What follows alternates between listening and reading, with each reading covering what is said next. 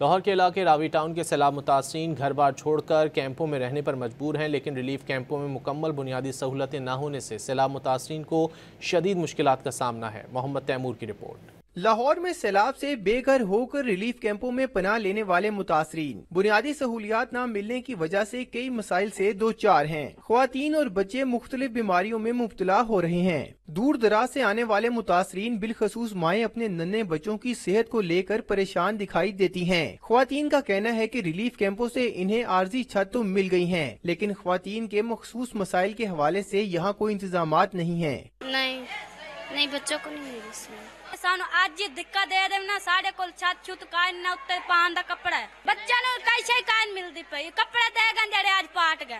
سیلاب متاثرین نے مطالبہ کیا کہ حکومت انہیں کیمپوں میں بچوں کی خصوصی خوراک فراہم کریں اور کیمپوں میں ان کی رہائش کے دورانیے کو بھی بڑھایا جائے۔ کیمرہ مین عثمان راجہ کے ساتھ محمد تیمور، ڈون نیوز، لاہور۔